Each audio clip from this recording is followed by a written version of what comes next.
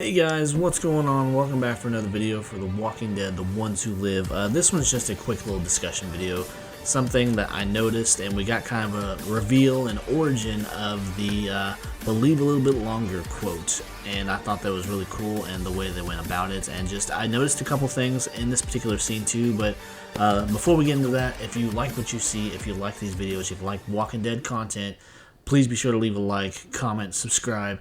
I really appreciate it. Help me make that push to 1,000 subscribers. But with that out of the way, let's jump into this. I have a few snaps here that I wanted to go over real quick. And so we get the origin of where these phones come from that Rick had been carrying around with the pictures of Michonne and Judith, either carved or painted into them, whatever the method was that he used. But Michonne is walking around the market or common area of the part of the community that she's allowed to be in as a Cosigny. And so she's walking around and she notices some of the same type of pictures that Rick had been carrying around on those phones, and it comes from a place called Benjero's Portrait and Arts. Not really sure if I'm saying that right, if I'm butchering it, but she gets to talking to this guy, and he goes on to say that he knows who she is, that she is Michonne and the girl was Judith, and Rick would come by every few months and ask for a new phone. And he said he just wanted these, but he knew he was going to see her again someday. So he sees that Rick has found her, or she has been found, and she's now in the CRM. But now Michonne, with this state of mind that she's in, because this is after Rick tried to get her to leave without him, that she's trying to find him now. She's trying to get him to remember who he was. And I just thought it was really cool that we got to see where that quote came from, which was a very touching quote, by the way, and it really brought a lot of emotion for a lot of people, I think. Just the quote itself means a lot.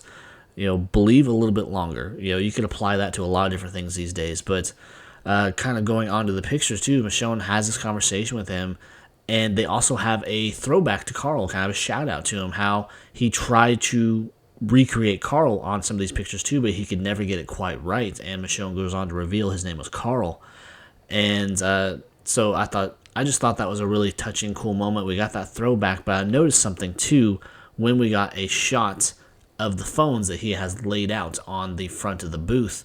And I only have really a couple theories for a couple of the phones, but we get this shot of like 8 phones, well 9 phones. You can't really see the 9th one's kind of cut off there, and actually some of the other ones are cut off at the top, but we get the focus of these 4 phones. And from what I can tell, I only have a theory for 2 of them, but that one to the very far right, this is just me, and I'm probably digging deep for it, but it really has Glenn vibes to it. It really looks a lot like Glenn. It looks like someone with a hat on, and I don't know, to me it looks like Glenn. But the one to the left of it, and this is just me, but it's really kind of screaming Scott Gimple. And maybe that's just really reaching for things, but I don't know, just something about it makes me think that this is Scott Gimple. But then we got these other 2 to the left of that one.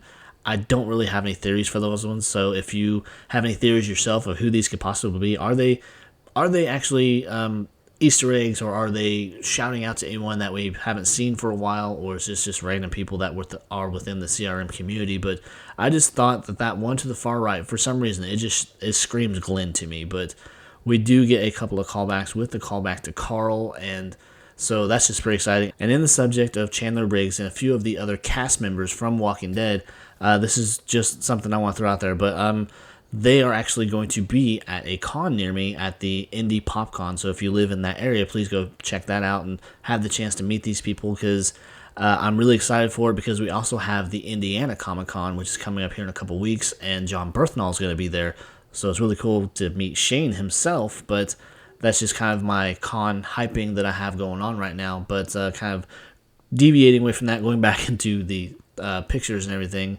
Along with that, we had one more Easter egg, and I kind of touched on this in my review video, but we get kind of a callback to season 1, where we see Shane when him and Rick have first reunited and they're out in the woods, and Shane raises his shotgun and has Rick in his sights. We have kind of a reenactment or a callback to that, where we see Thorne raise her gun and have Michonne in her sights. And so, and then Rick steps in and kind of gets her, snapped back to reality and throws her out of that.